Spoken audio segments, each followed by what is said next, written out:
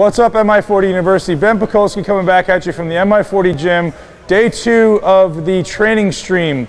And we're gonna bring to you the biggest mistakes people make in holding them back from building the muscle they're looking to build. And the biggest mistake, number 2, is stopping or resting during a set or an exercise.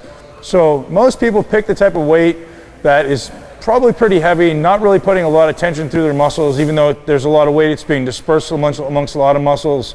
And then they do things like they get to the top of a bench press and they stop.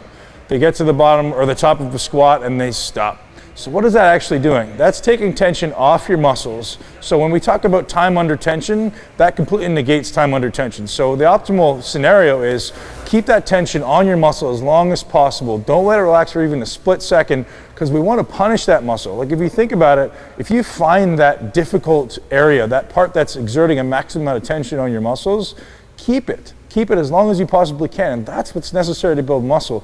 It's not complicated, it's just basic logic. So what do?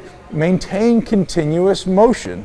It doesn't need to be explosive yet, it just needs to be continuous. So when I say yet, that means there may be a place for explosive training once you've mastered execution, once you've achieved what I call unconscious competence. What does that mean? I don't have to think about it anymore. I just go. And then I could focus all my attention on effort. And maybe now we focus on exerting a little bit more speed during our reps, which has been said to perhaps elicit a better hypertrophy response.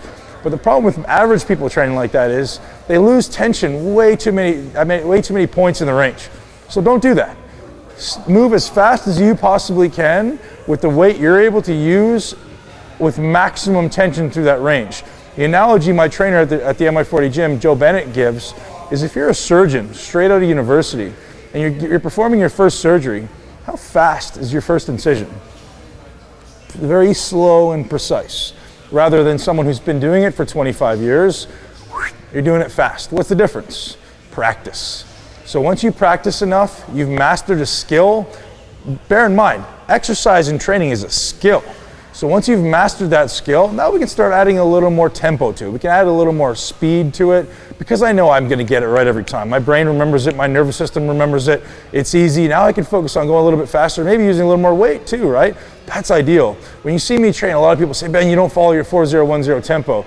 I follow whatever tempo I can follow and still maintain tension. If I can change directions at any instant in that rep, you know that I'm maintaining tension, and that's a good gauge for you guys. Give yourself a test or test your training partner. Say stop. If they can't stop on a dime, they're not maintaining tension. So something to think about, guys. That's one thing I want you guys to take home. Maintain continuous motion, maintain continuous tempo. Ben Pakulski for the Mi40 University out.